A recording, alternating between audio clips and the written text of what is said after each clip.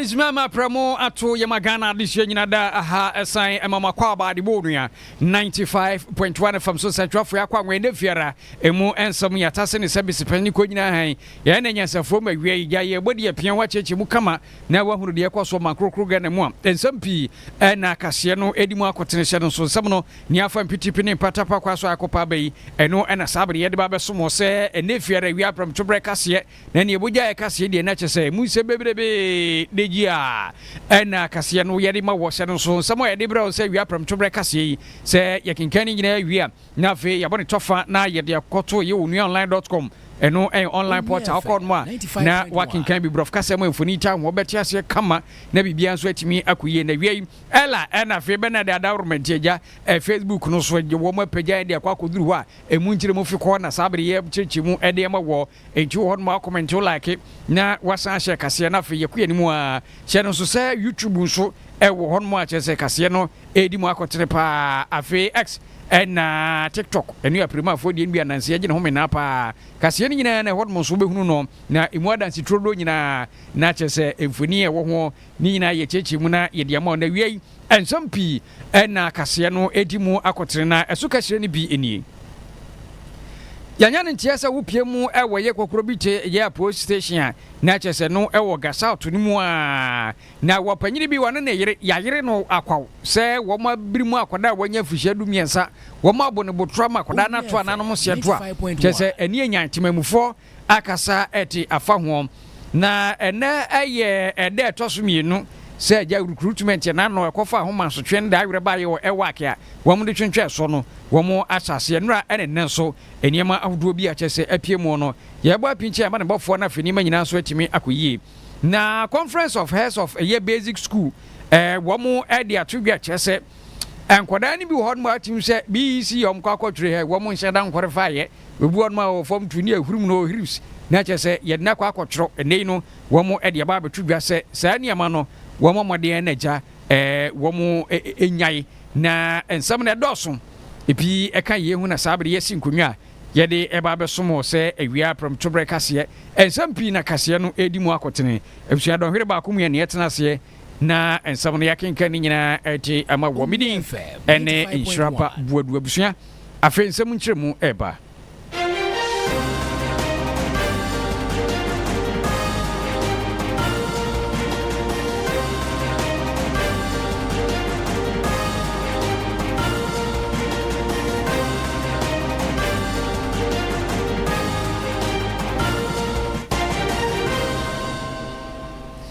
Abusia fe yensin konwa na we are from Tobrekase no nsam na ja yembe na yemfa embawo na yesase de agasa to na yakwa akwasase de afiri a ene kokoro bite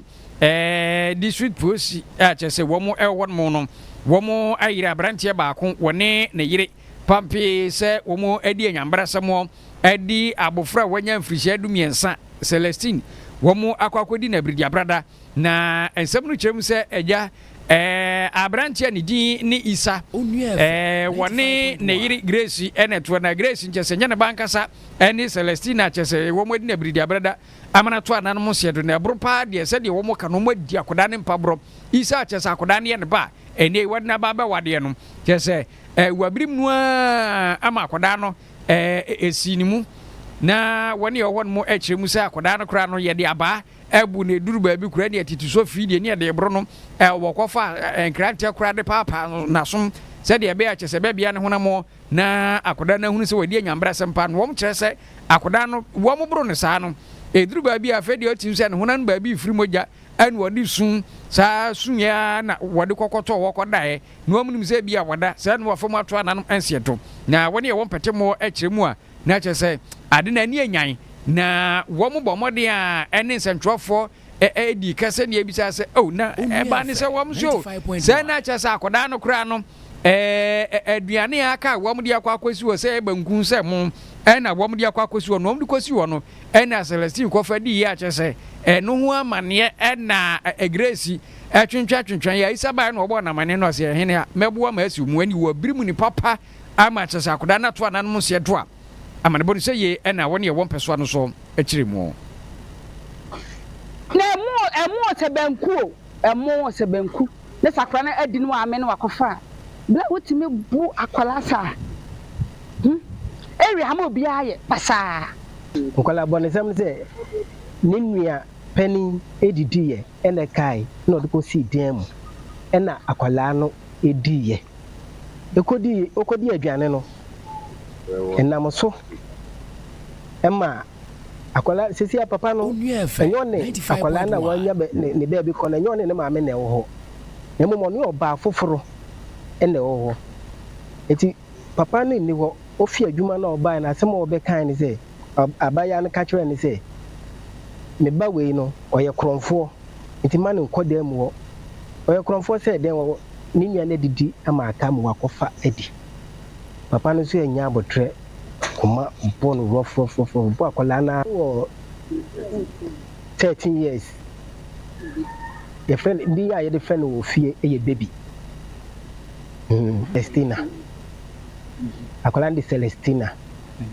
o jina oko government o jina class 5 akọ esi say ne say akora no omugya no to mango na se ma ade chinta no pa no pagya no ko share inside ena omde oil aya akora no nyina akora na wu dadam wo mo matumi awo fufu adi e fie ho 95.1 akora na timaye wotumi aku baby wabu akora na man ribs kra ba bi abubu tumi tam akora de ne bo hot say de wanya what do you call it, basketball why but we nye de nyame pe no ye we ye de bonsam pe say di pa ye no waye ti na chese asem no yes enti ye kokochiri ya na me pe no say kwan ya be fa centimeter boys go mu say nje I think say what say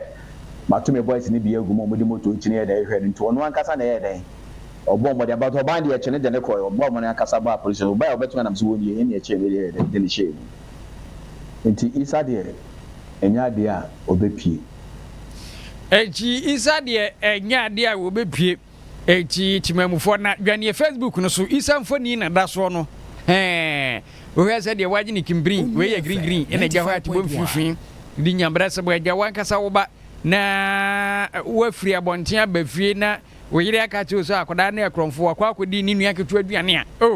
yeso o ma akoda so de bo ho se de obo tennis ball no tum brim wa ama akoda na to ananum sieto na isa na nkasa ni nua ba we ye wo ba no nso agya wo kwa ya report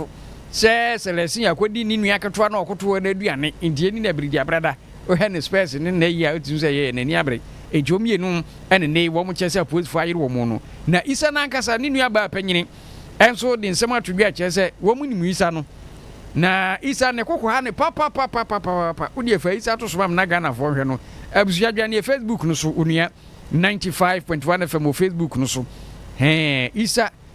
na woda so yi na isa ne nua ba panyini e de atodwa se isa na nkasa ne kokko ha no ene odi agro wo badu mpaboro sese ya bridi abrede ne obenya bia wo de bebo enti se wo birimu nkrofo ama wo abone ba amana to ananum ensiedo na ni nua ba ne kyese ene no wo mu apolisifoɔ akache na hwemfi kɔ wo se timi kɔso na zade efre justice ibie ekɔma akɔda seresi ya wadi mfishia eyedumiensa wato ananum ensiedui na isa ni nua ba panyin anodi semuni accident na wabuna me na wu a ai papa ni ho oba na step mother na company ma na say akofa ni nua wodi na chia aduane adi papa nso ba ya na wodi abufu na obura akwala no omo ni wi ade achinya so kombe pa akwala na hwe na omo ampe na ahwe na akwala no kwada adem papa ni jana ho kwa adwuma oba no tena ase the whole day wa mpa akwala na ahwe wa ni di wa anum so wa anya hwe no sa ko lock no etu pun sa fo gu ni bottom te bera pa ne ba ya na ko dem mo na sa akwala na ede no nyame dia ntene no keze nya tentrene nse ya chi oba no achire be mana ka ho enne first time oba mana ne bufu ya no oto ne nsa mi nua no kwa na tikwa no otwe ne so se kai but ye de ni I say ya wali asemti ni pese yesiesie bibia enso still ti me nua ne kan te ne mfeti nye me ne me bra mu nyina baaye e be kan ne wo fa e be kan ho asema me nua ne kan se na wo se ti me lock main gate ko obo nkwala no wo fie kwa no lock main gate na obi anya kwa no aye de wo rain sa pata se obeji akwala na sa kwa be nya ahodi bi adwane akwa abonti be na suban ant misla ban me nya tentre ne de ma me nua ono oba ne nyina kwa mo de akwa na fa so mo di ewu ankasa Timi jaima ban se enya tenten onu omu akasa endiri mai Abshanti isa wada Facebook yisu ni nuaba na wede ensema twedwa che say isa na nkasa se asebisi no ka so obabu obi a ene efie wopono epono no fie onyina che se wotutum ene onipa akon wo che wankona no aye de agu mu ede wabridi abrada na za kwakwa esempi entie ho amanebo efiko na sabri wati na yankwa animo na afre awia from Tobrekase ensema no yembibi enka wo na Conference of Heads of Basic School na womo ede ba betu bia chesa ban mamodin anu manani na hopa na achechefo ni bi wodma enkwada no obi wokora ne BC utim se wonuri wohwe akwada wote table hu wotro BC na hwe ne hwe so a utim se tron ase pieces ni eso we de oyade nti agya yakwa akotro ni din akọ register no ama ebeduru ba bia na enso ye no kora no aso kwa akoso ahwe nti no anhye de ntwe pepepe bia yeso mo amkotro no na womuti ania mo womo ne de ho tateses abetu bia na ene no ma kire se wohwe sa de ban na ekosoro pa na upper east region womo bomodin a conference Emma eja conference of a year heads of a basic school foi edin sam twudwa mo kire se sa de ban no wo se aban no ema nani ku se bobo modin a na akwada wonuru form 3 DHS na wako trendy so wonko tronso ne basa no ha dwene bu na feature se wom ne na mia sa na anamsifo anasa national executive wo Northern region wom dwom training ewura Musa Adams wori nsem we ene twudwa che se eba ne sa no ha dwen ti free ne ekono sa de ban no achechefo no womunyai. I'm so grateful to you for this wonderful time. There are so many issues that we want the government of Ghana to address for us as head of or as teachers. But one tiny area we want the government to look into is 95.1. Our students, especially some schools in the country, are registering unqualified students to sit in for BEC when they are not supposed to. For instance, when the registration time comes, students in B7, B8, there are some contractors who take them to some other schools at a fee, and that one is agreed by their parents, and they go to sit for BEC, and that means that the future of our education is in danger. If the care is serious, care is not taken about that one. Registering unqualified students, that's a canker that the teachers are facing. And mostly they take the good ones, leaving those ones that you'll be battling with, and you find out, finally, you write, and then they will say you are not performing. The other issue I want the government. Abishanti, we are your opinion, Musa Adams, and which is what in some attribute a national executive nipi, and copy more a year, a tifdo, way a year, a tifdo mantemo jump training, and so now fe a tiffy up where a mantemo jump training at the ma a kuawumti any conference of heads of a basic school, no, wapenya wano niti any Abdul Wahab Adam Hamid. And so editudwa HSA e wo se aban no de nancy from na womtimi etu anamo pa e wo sansemo a ababeda bedwasrede no ho behu akoda na oduru fom tuwa na HSA hurum no yeso radio ya de agya yenkwa na yenkwa hwese betimi atwene dia na se register no na edinsem pina aba na enumo no womkira eba ne sa no a performance agya wom hwe ani mo behu na fe ono so akwa akofremo na edinsem pia ba wo panyini Abdul Wahab Adam Hamidi nisemni. The concerns raised by our keynoter, Honorable Professor Avian Ephraim, is about we teachers in the government school or the public schools who are largely trained. We rather tend to send our children to the private schools, which is very worrying. As he said, it therefore means that we don't trust the quality of delivery in our public schools. That is why we resort to sending our children to the private schools. This is a worrying situation, and as he encouraged all head teachers to be the role models by patronizing our public schools, sending our children to our private schools is very key. And I encourage all head teachers and teachers alike to do this. This means that what we are teaching at the public schools is worth what we want the children and our own children to learn. Abujanti wei ene ensemo a etifi apoye mantam dwomtrini edemekoi wura Abdul Wahab Adam Hamidi wode atudwa na chese wom gusu agya wom tempente kwapa wo ho na fe educationist wono krada eye akane apoye akane etifi apoye mantemo soafo Professor Ephraim nso wono enso editudwa kakra eso dia mpanyine dikan aboso no eso. Doing this in a course of rehearsal, as he said, look, there are some police in Bongoma district who wake up and ride their students to Swallow for some school day. And then he has to run back to Bongo to attend. Sorry, the teachers.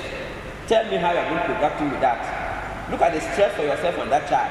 And you are teaching in a primary school right in Bongo there. And you ride every morning, 5 days in a week. How are you what are you telling about yourself to the school and the system you are running? Don't we feel ashamed? Don't we? This is the most glaring sign that we need to rebuild the credibility of our own schools, starting with our own actions. And I'm saying them very shortly in a very short period. In many countries, in Europe, where we are always calling them, go to the US, go to France, go to private participation in base schools. It's not just limited, but heavily regulated, ensuring that they go strictly by the same curriculum as the in Europe, where in the Scandinavian country, where they are social democrats. It's mostly the churches. And you cannot have them have that. Yet we are here. Almost everything is private schools. And the reasons, you know why they do that. And we are copying them, we are copying it very wrongly. So, number 4, the silence of complicity. When we see a teacher, as the doctor just said, Abjawe Professor Ephraim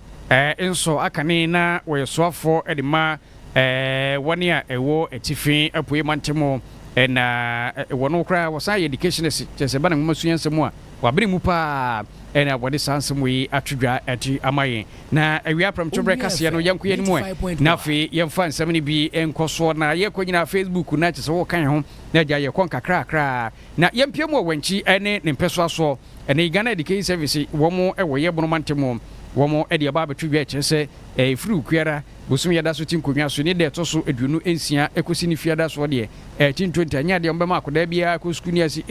ede na asie na sansem yi na womo ede hu amane ba betwedwa chese nyese bia ne bo apayo ana se bi boni na asi oba hima wato ananom sieto ewonchi ne peso aso hima ekwakura fe na womo eba ba na yi apene kurabere mani manyina so achimi akoyi nti ba ne sa no a sɛdeɛ amamre ene amane tie no na wo kwan sɛ ja wo mu etimbo modin ana nkoda no ebiduru ba bi ebekasa akoda bia ntena fi ma wo bia enkonkodi nsenseme wo monten so na kampeso kene bi mpanyine ede ntansa akwakobo mo na yankwa ahoma so na fe yene yamane bofo enkwatwetwe enkomo na fe nsem no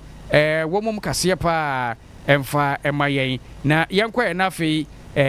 yene yamane bofo ye nana ye Damata nana amfre nana wa maso nana oti en kafe yemo ha mejo seminia mejiri se wapo mboko wie onyanko pa do me ho ye pa yeda so bre no ada tia wanya ati amaye na enya ne ntie se ja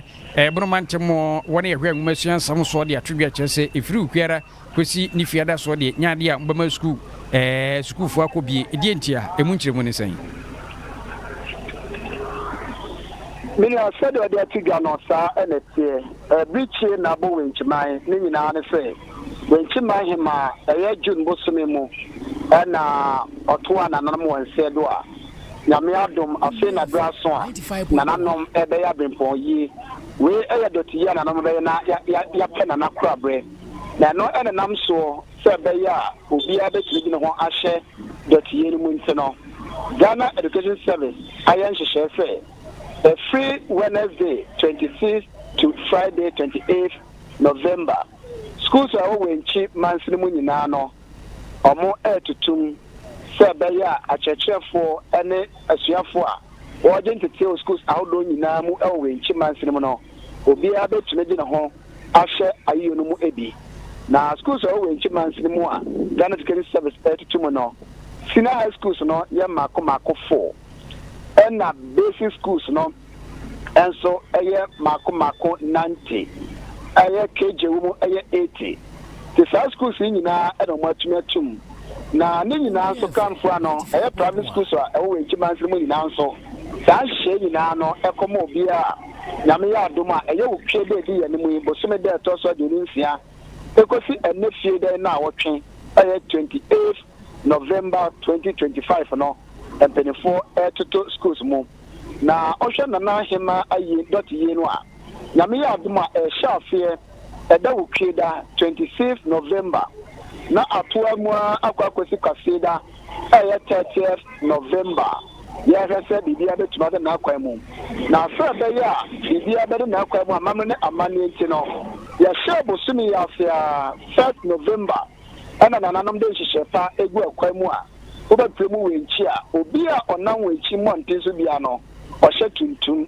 saa nso ɛna ɔyɛ hohoɔ na woba wɛnkyi nso a ɛno nso tuntum ɛna ɛwɔ sɛ wohyɛ a ɛkyerɛ amammerɛ ne amanneɛ a ɛkyerɛ sɛ nanahema ato a yɛba bɛpɛ ne korabrɛ te saa berɛ deɛ wobɛbɛpɛ mu wɛnkyi deɛ a baabi a wobɛfa biara no adeɛ ahu a ɛyɛ tuntum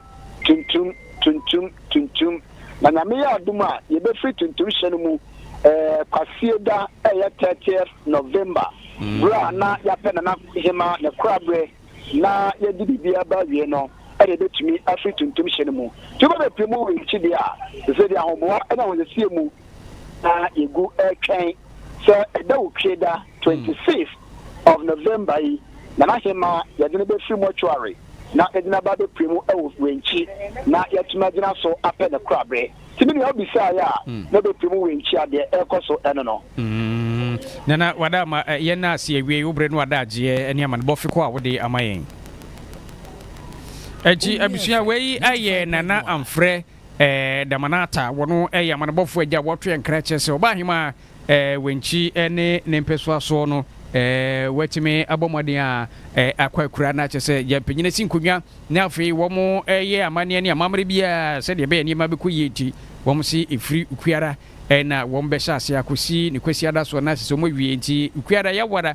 ne efiada de anim na wɔtwe bɛsi mu deɛ nyaade a wɔn bɛma kwan na sukuufoɔ akɔ sukuu sansa amammerɛ no sɛdeɛ tie no saa na ɛwɔ sɛ wɔn ɛtumi ɛyɛ no na emu ama ne bɔfi kɔɔ ɛna nana amfrɛ abɔmmɔden na wɔdi ama yɛn na yɛtoa so na afei yɛakɔ anim na yɛde nsɛm no bi apee so de aba wɔ na Facebook no adaroma yɛgyina so pampee paa na hyɛ no so sɛ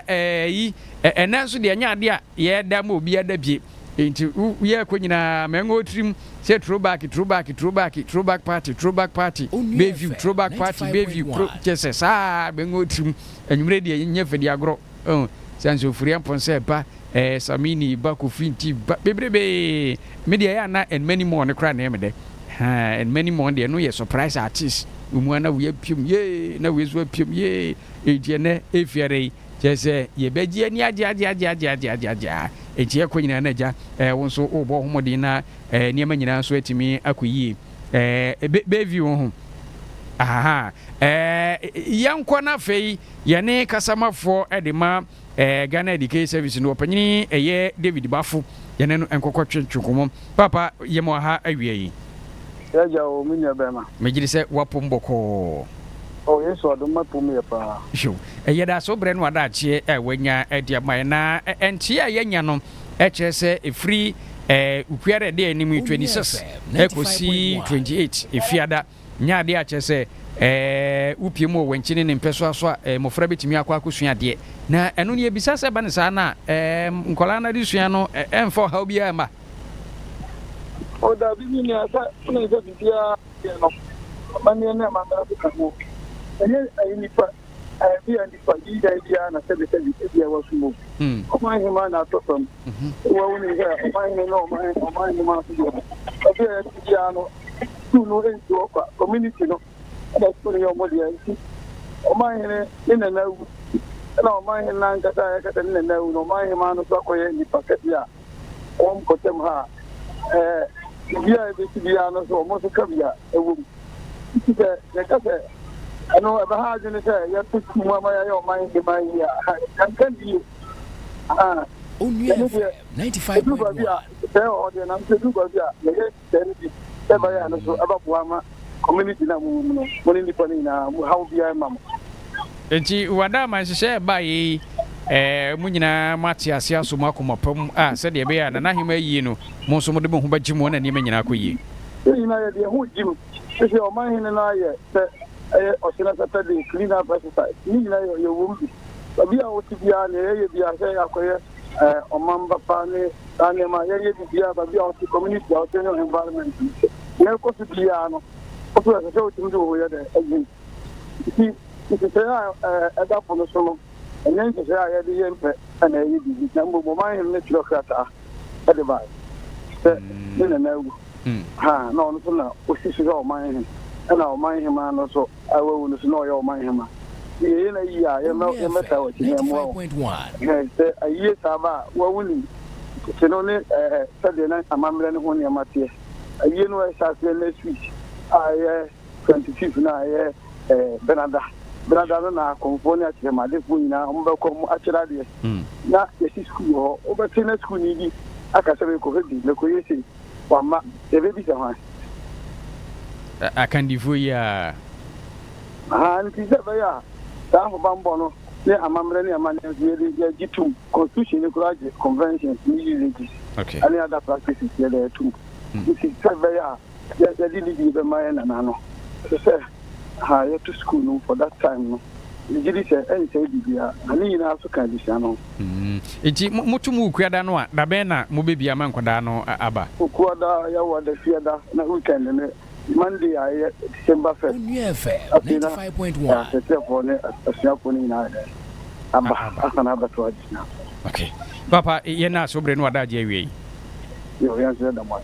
And she, Abusia, way a year, Wapanini. Any David Baffo, one way customer for the Margan Education Service in Krabata Winchi and then Persuaso. So by him, a few query a school no more tumsi cring, ama a dinner dwara so, and won't be pina free, a swim for me, a church for you now, so to a pimo, na one more aquaco association idea, a more amana boffico and nona, my memo on Kaye, essay, and you know, Absa Bank for Sebomodia, na efa ho bedomo na fe be yo mu agent no fa so bebrebe na e wo so nim say die enko bank enko sa line ade ami ko bi account mi ko iska me diska ko tumo na se ho se bebrebe pa wo mo en keche wo se ese ba bia wo bia wo de bomoden na fra wo mo wo me mo ntete kakra na wo so ba agent e wo wo peche mo no aboa wo mo na bosumi kra be sanya bi kakra san ade apeso na fe ni ma nyina ko yi a fra wo mo e wo 0531 036610 0531 036610 and I say ubeko ye afsa.com.gh na fi application wo na won so download bi na wono mo akwa twetwe nkomo manebon tie eno no na abusua yanko ye ni mo na yemfa nsam ni bi MP so na yemra fie na fie mebe fie nkomo na no agya ne esi we wake eni addition mo ye bomu kase afiko ema wonim nyina so atibie se recruitment ye koso na isa no odren wiachi ne bi mo ba pese ya pese me binum to ananum se do a empanyine twentwen so na nrada won bie kwan eso won betimi aba enenso me no kasei na che se wa ko be kona ya woni a pe bambo adwuma no wo mo eguso a ye ye om kakrakra na Stanley eko ho no a enei no emu amane bofiko na ja wabo nyina no a wote brain Stanley akwa menu amejoso ene de be katwi me bubu ni tot sa na bibia boko de nyamiado na eboye nkomo e wukopie mu sen na esitie wo de toto last week de no ho a yeah okay so uko ewaka sesiano beka say what is ongoing there sesiano there cause was sesiano an improved version of the IC because ideally many omo mpenifo kasa no almost say this is the original planner oma draw say enfanya recruitment no but numbers na eba the first day omo be omo kan say omo bra no numbers ne overwhelmed enta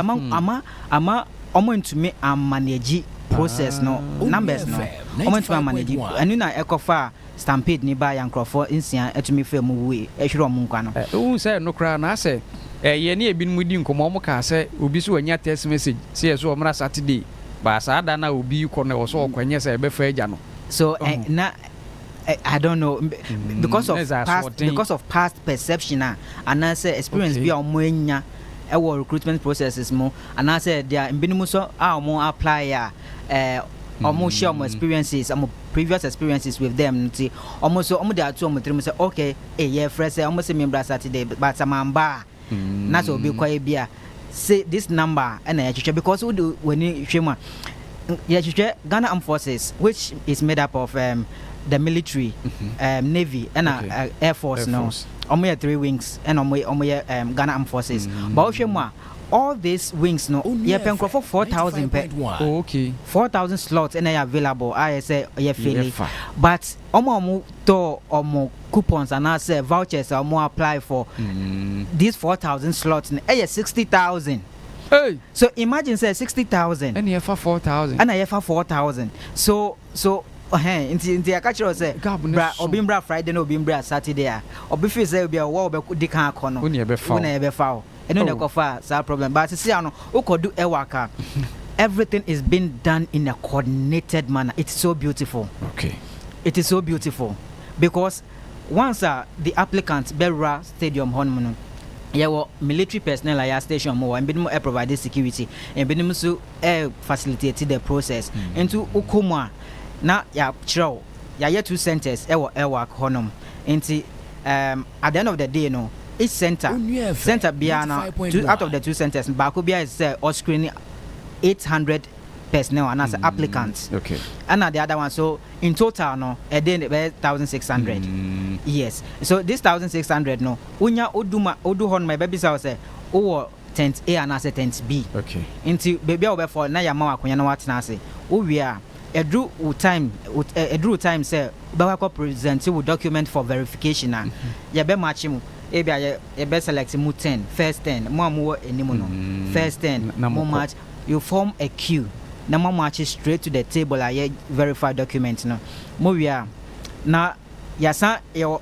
with holding center I say after the inspection of the document na dem go na honum mo wia then ye besa amachi mo akọ a dime for body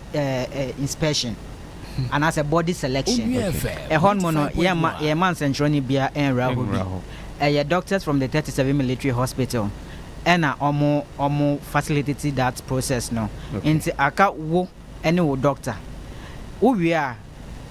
for this phase of the process you better say kofi but baby o fa buy no umfa ho no manko we for different place okay into okofi na say unya text message and I say any form of medium communication medium on be reach you say bia either text message WhatsApp message phone call and I say email mo providing nyina into your frail say what qualify unya corporate just say you have to come back for the next phase of the process to be carried out. All right. When you send message just say automatically consider yourself disqualified. I think that is not known to me, but at least out of the 60,000 no made him say they are giving everybody the opportunity to go through the process. Okay. Ye mo obia kwanya se onko through the process fair opportunity and as ye demo obia se onko through the process uko wia na wangazangasa wako hu smoothness level machese mame na se obrenu adaje wi mesumi dase okay eji abusia na chese hu mfoni kura na wo hwe e wo Facebook no so nti Stanley ye beda ase pa se wacheche nsumfiko e dia mai nti we enye te se akane na ebinmu aba peso ya peso be ko na ese ko ka wi achi na ase bebribe na ese we chiri nti wo hwe exercise no a brenyi be se yakoso smoothly brejo pa na eguso yakoso kakra na yanto aso na fe yanko yanimu na nei no abusia sade empenye ni abere se krodomo a wo mo hwe se ensuansu ahodo a asaye no ni nyina nka ani betimi ate wan sa de se mu gina mu a wo mu edi gala nti wo mu a na saban mu mpanyinfo ni mpanya twotworo wo ma bɔ homoden akwa hwehwe se ni ma betimi akoyie na eliga man ne yetimi etu ase na upiem ewo ye ankobra ensuo no a na se ruva ankobra na tese we yo soafo a wɔhwɛ asase ya mponyinamo anim dɔkɔdɔkɔ ya amoa so ɔpanyini Emmanuel ama Kofibua ɛne bosumi mmienu akyi na wɔbɔ no mmɔden a ɛkɔhwɛeɛ ɛna ɔne adehyɛ no mu ɛto kɛsɛ na wopie mu atɔɛ mantam so anaa ɛsɛ atɔɛ mantam so afɔ wɔno nso ne ne security wɔn nyinaa ɛka bɔ mu ɛna Western Regional ɛyɛ National Security Liaison Officer wɔn nyinaa Brigadier General Musa Wagya retired wɔn nyinaa ɛka ho pii na wɔpanyini Emmanuel ama Kofibua ɛbɔ no mmɔden a ɛne adehyɛ no bi a wɔn kɔto wɔn sɛ wɔn bɔ gala ne dikadikadika mɛ nsuo na ani apise pikaa wɔn a wɔn twitwi nkɔmɔ de kɔkɔbɔ nsɛm yi ɛma wɔn mu. Galamsey na mo yɛ ɛsɛ nsuo na nkobra no wɔn sɛ ne nani ayɛ poison ɛno na yɛ huhu mu obiara nom wɔ Ghana nti mo ɛha ama bɛtɛn ɛku nkurɔfo ɛne sɛ mo de chemicals nyinaa gu efi nda mabaha minister mabaha mikoi mo a mo ti nkobra no ne rivers ɛwɔ Ghana ha kɛse ne nyinaa mo ntumi ntra ha because eku Ghana fo nyinaa ɛsɛ mo ankasa mo ka wanhwɛ a mo te ha wakɔ hospital na yare anyame mpango ntimi nuanom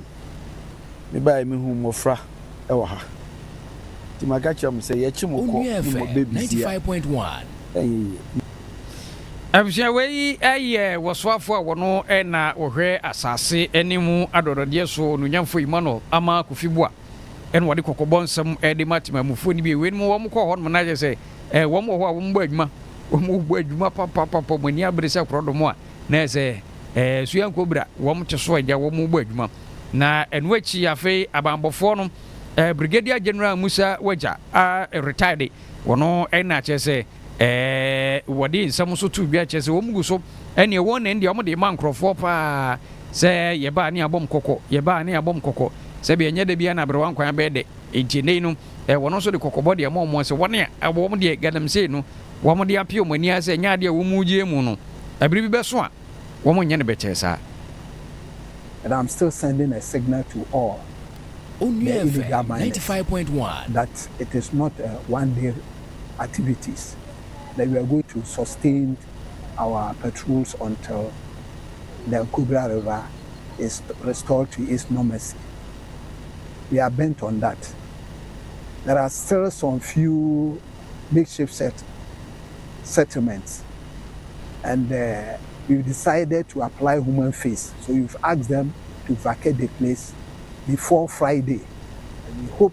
by that time they will have left so that we clear all the settlements along the banks of the Nkobra River to dormancy. G Brigadier General Musa Wagya wɔno ɛna wohwɛ no Facebook no so akyɛ sɛ Western Regional yɛ National Security Liaison Officer wɔno no a wɔbɔ no kyɛ kama wɔte nsuo so na gya wɔde kɔkɔbɔ ɛtodwa na saa asɛm korɔ na mu ɛna atoɛ mantam so afɔ panyini Joseph Nelson ɛso ɛde nsɛm atodwa kyerɛ sɛ abanbɔfoɔ deɛ wɔgyewom di papapapa sɛ adwuma wɔn bɛtumi abɔ ama nsuo a saa bere ani asɛ ne nyinaa no ani no bɛtumi ate nkakrakraa na wɔkyerɛ sɛ deɛ wɔn mfa bɔga nyɛ soan wɔn abɔ kɔkɔɔ obiara sisi ɛbɛsɔ mu ne deɛ ɛmra no kete wese na yɛde ayerɛw. I know that the integrity that His Excellency expects from his appointees must be upheld at all times. We must respect that, and we must always remember that we are serving a president who expects, the best from his appointees. And so we cannot fail him. The fight will continue, the commitment. Onua Midday 95.1. And because, look, that's all that we have to do. I mean, if you appreciate the damage that Galamsey is doing to the environment, to our water bodies, and to the lives of our people, there's no middle ground. There's no other way out than to go, head on, attack this Galamsey till such time that we're able to bring some sanity into that space. Abusua we atwe mantem so afọ wopanyini Joseph Nelson wono en wode nsɛm atodwa ɛkyerɛ mu ɛkwan a sese di abambofo n'ani abere pa woni eto banji ban na fa galamsey wo mu etu ase ne mu amane bo na wode atwedwai na Blue Water Guard for wo mu nso eku a wopie mu wo Prisia Huni Valley ne mpeso so a wo mu nso bomodea na adwuma mpanyine de ahye wo nsa no wo mu etu mu nkyene ama che so wo mu abo adwuma ma bibia nso atimi akoyie na wo mu abomodea akwayire ebinim a wo mu tinsuo so na gya wo mu ebo adwuma pa ne nsuo akobira ene no wo mu te so wo takwa breman ene ne mpeso so a chese wo mu chese ha dwene pa na enum no wo mu chirimu achamfan makoma be se num wo mu ase ni nyina afi washing board ene blanket ne ho nkron ba bebrebe ebi kura won ma chese wo mu tutugu nsuo nim se de be ya nsuo nim betwen ko na wo mu nkonkonya biem na Alan Achampon wono ena Blue Water Guard wo Prisia Huni Valley wono na sabre woda no e de atom panyi anim se sabre de wo mu hia moa emoa na wo mu hia no wo mu hia bi te se life jacket afi speed boat ene ho nkron ba san se woni edi gala no ho wo be ko no mo abo mo mu so mo ba no mo so etia so etufa na je so mo no mo kro no na ene no ena wo de atodwa che se enimani mi ya enima sabre wo mo de atodwa no wo mu nya ebeboa wo mdwumadi enso Blue Water Guard in Prisia Huni Valley constituency. We came for inspection on the Ankubo River, Kappa Bremai. We saw some galanciers working on the river. They fled and ran into the water as soon as they saw us. We've warned them several not to man on the river. This is the Ankubo River at Kappa Bremai. The people have been benefiting from it. Right now, they can't do anything in the river. You can't even get even a single fish from the river. All because of the activities of the galamsey. So we will not stop. We will not stop. In fact, we will make sure we bend every machine that we see on the river. We set about 5 champion machines ablaze.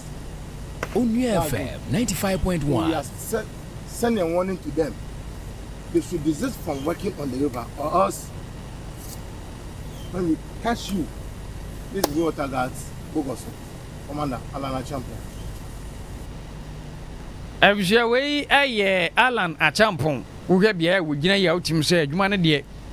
wo mo bo pa na de se dia odi ato panyina ni se ja speed boat bi ni jacket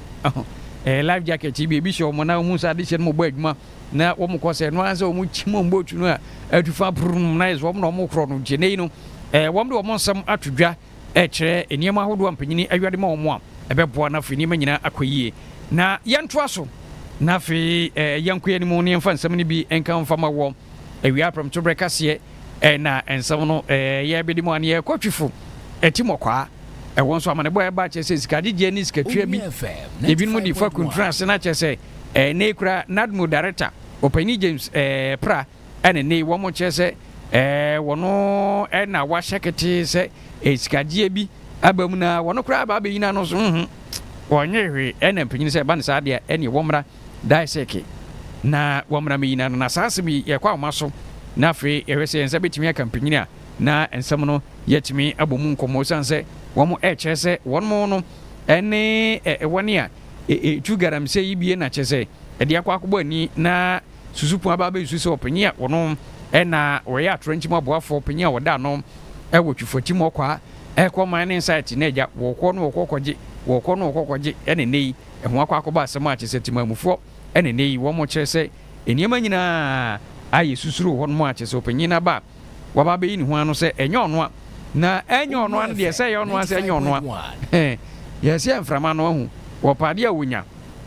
wonya pa wode hufade a wonya pa enti wo mo hwɛ kwan betimi de afa so na enima nyina koyi enti puso awoma sɛ yensa ebetimi aka wɔpanyina ne din ene Kwesi Dawood wono Nadmo director Central Region na nka na akwa akɔtwe nkomo iguso a ye puso ahoma na yɛbɛkɔ so apuso ahoma sɛ Bayview nso yɛbɛkɔ na afei throwback party no ɛne yɛpuso ahoma ne yɛpuso fam ne yɛnsa bɛka no biara na agya yɛato no de apim na afei nneɛma nyinaa kɔyie na wɔne nso a ɛwɔ Agona West ɛne wɔ mu su na so a wɔ mu su ɛnyɛ sɛ bi ebinom adi wɔn abiridi abrada anaasɛ atrenkyɛm bi na asi obiara nto ananom nseɛ do yɛ na wɔn kyerɛ sɛ baabi a yɛto nwura guo wɔn pɛ so ano so no bebree na su sɛ ahwɛ yi a ɛde yadeɛ ebi te sɛ malaria korela ne ho nkora ne ba nyina ebetimi ato atese ama kyɛ sɛ yade beba no ano odren na temamufo no kyerɛ sɛ baabi a yɛtu nwura gu no enwura no timi yɛ ma na aba ape so na nsan kura de ensuo ntaa ntutu nti ɔmo afɔm ho adi na mmom sɛ ensuo taa yi ne ti paa de a ɛde owie ne na beba temamufo de ato dua kyerɛ sɛ wɔn sere paa anka betimi a yɛmpɛ baabi foforɔ ma ɔmo na wɔn tu nwura emu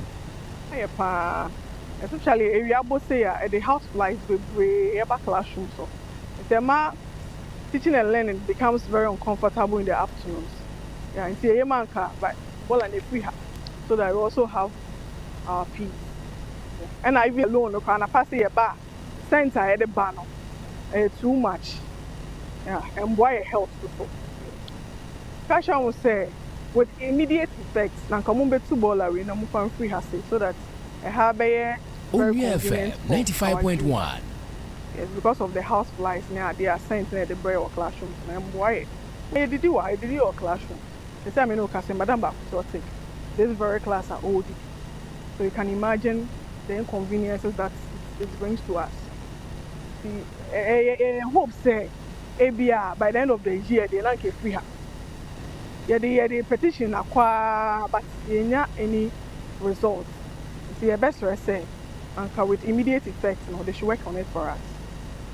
But how you so some no aya sentering ye I was say a kwano so do guechi e ben e kwano see I say what you na kwachi kakant one boy one I say when e ben yen dan so ta e higher sense na de impacho mboy on ka bi fa I don't know to be 95.1 mboy na ye bre oh ache last month say you need to the boys so say how net to be a boy a call bounce your kubus so ta abuzia temamufo ni bi ema ne bona sabre wati wo kyese duru ba bi kura kyese je wadi ufufu piwa bi awie yam ka kuru nu ahuri ban na zo ne namuram sa na cheche ni baako ena sukuu ni baako nso agya wom de wom nsema to dua kyese enframan nya fa ya ne nunu cent na kyese a form hwena no twom se bread pa kyese obetia ne hyew wo makasa de afa ho oye Abodom Methodist Basic School assistant headmaster oye but na home no school no pa Onua FM 95.1 mo found wo fi grab school it's you by the kwan mu na mother famabo na nwura no e pa kwan mu wo pa so wo to diban kwan na house price border do over to be about water the canteen home nti enye hygienic na mo twa to pra ye sent that and su to na ewie no podam na famano kwa aya sent eba school home the about to transfer the community and at the aban botuma aboa na wetum na we if you ama school no school home so when ya association ya de oh ya bo pay for Muhammad the more kind of about municipal assembly na we do pastor yanso I check a into my car. Onua FM 95.1. Na me school Abodom Methodist Sunday. Na born na e wo how in papa ye. Sometimes ufi fi na wo ba school grandpa untum fa wo mo e fa so. Nkan insu to dia na say baby akra ye fi ba ye untum fa wo. Putu dia sent e how lower primary funi say the one ball and e ben won kese fan kan wash wa. What ye there what ya make so na wash wall na. Who soon na the na ko class sometimes so e we there. Wo pray na wo betina aboa na ti se wusu ne kokakla na we ko sua de ha wo ni nia na o sembla o de wo sua de ti e se de aban na nkasa on de huduma na won yi bole ti wo mai ni ya asu de so awusia na ni nyina chi no afi aguna wese mansi no aban kra chi penyini ayura Eric Jemfi Otum wono so de twibia chese opie mu aguna wese a ahonedie hu nsem de chese edin pa miamia hodo a wombenya atumure gu omo hwe kra so wombenya asase na fi baabi a ebora container sisi no mo de akwa akosi baabi foforo se de be atemamfo ho behenha wo mo na wo de futuo so de atodwa chese wone so agya ekwa nwura mu okwadwa omanan no betimi anka omunyai na wɔn hwɛ kwan bɛtumi de afa so na wɔn afiefie mu ɛno kora no wɔn yɛ agyananbea no bi wɔ hɔ nom a ɛbɛboa wɔn mu. Seriously, apart from air sanitation day, there were electoral areas, assembly members in the assurance, separate to pray no, or better say, don't put in a hobby. In fact, so do names say attention or hapa. See, I am going to one. Their attention said that. Onua FM 95.1. They are not say about them baby are what I am a baby you have for some. Yes, about them a first and the officer and call. I say baby are what done for a woman refuse what to grab. A quine a quine pay. Now a quine in chance so there was school, a Methodist school. In fact, the coin teachers, share teachers want how back, want it through our country, and then a year baby will call a bench school. No, they say, but say, I will be by the school first, and son of the cook will buy it. More so there. Would you grab it to my couple and so now I'm ready. Diago, that's a Yari or Fairfair. Onua FM 95.1. Assembly no you won't say ball and half a pool nothing we both appears you have the land I knew that inside that hope never say woman control ball. Abjantiwe opanyini Eric Ejemfi Udum wono eye abankra chipanyini Aguna West ne nimpeso so na wode ne nsam atwedwayi na yekopia mu asante mantemo na esamane bo asabere free hɔ mo epa kyerɛ we eye Asante Regional Narcotics Commission wono mo de aba betwedwa kyerɛ sɛ nurubɔni hu dwa sɛ mrantie ne maba wa nurubɔni wo mo enu no mo de bu adwuma no bebre na ama ne homne so ma kyerɛ sɛ wo mje ho ba bia enye na Akoma FM yana misifo asabere wo mu ebutu won mo ene maburu no bi atwetwe nkomo ebinum kura che se durubone no sa asem bisi kura na so wo kan ka bia bomu na gye wa memene ene oba memene de wo be adwuma be don hwirimienu didim sa ti se kinkin na ha no egusoso wo mu ankasa wo mu no mbie no wo mu de futu sem sei ena agya won mu enuanom ebi dia akọrọ video ba enye akọrọ video ma style sin ya oni ade ama we list by the way I be intending for second only and kolan mo na say tu wakwa the be yo style this say bia ono ma wotimi die eduma wotimi die say bed omogwa bibia say system onye nyakra abeti ma mo feel as like we feel it ba cha 2 hours what problem na e hotter than out copper problem no be start back and solve it. Open me do one searches. The problem now 95.1. The better back. And to me you are brother name do to me na dey. Then try name chi on to say there is no yanyam fatobia free. Echi we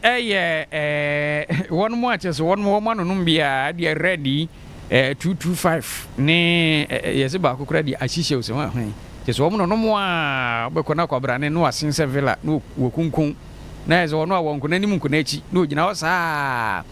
na Asante Regional Narcotics Care Commission no womo de atodwa kyese school for okra titiriu sisi o hamu chichimu be se aduoso 70% womo so de omo agimpa amopanyini Charles Colonel wono na we deputy director de ma Narcotics Care Commission no ewo Asante Mantemo wono so de amanebo se ye na agya yen. We realize that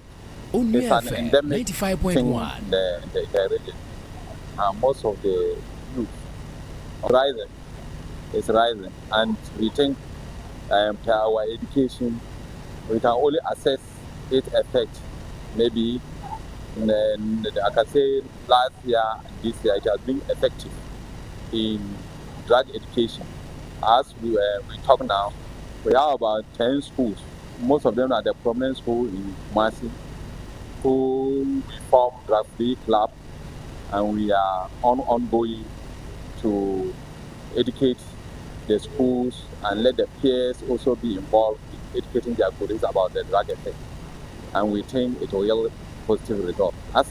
we are talking now, we have some of the potential drug dealers that are facing it in Accra, and we are still doing our intelligence to pick some at any day. So we are working on it. Away opinion Charles Colonel Wono and we are penny quanture for the chair was at Timantimo Narcotics a year commission the money board and no and crackram on a free National Youth Authority and penny for was Antimantimo so Eddie and somewhat to get a tumor Bruno for say and they say no abino at the Numa who do baby initiatives in their dorsum. And she womunya in Rubania woman no more na woman and from when you who do more than no ebepo woman. Abayada Roma, a national apprenticeship program. A moment of senior Juma, will be able to see the Upia now by Yasuya. You better be combo, near my guidance,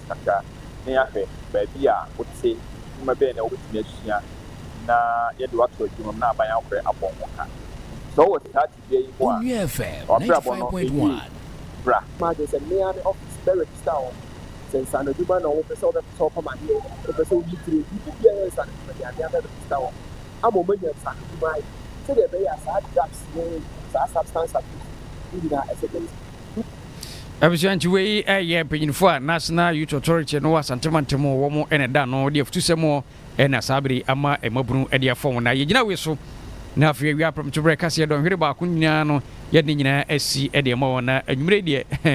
Bayview, Nefediagro, and Nefediagro, and Tibomodiana, Edici, a year, Unia throwback party. I just say, you may 200 CDC, no room, then you table, how do we be now? So one more. Boys, boys, be seen Kunyana, if you answer the answer, woman body, Kitchen was a pa 80, and you may, any H one more. Platform a hodo ni nyina ekoso mo tutu niema na bibia kuya sedane bi nkoma ne wakase bodemo afi akosua enso ebi enko emfa emano eno achi ela ene Bernard enso de enko Facebook no so bibia enso atimi akoye medin ene Nhyiraba Boadu abusua adawase mama amuniti a adehye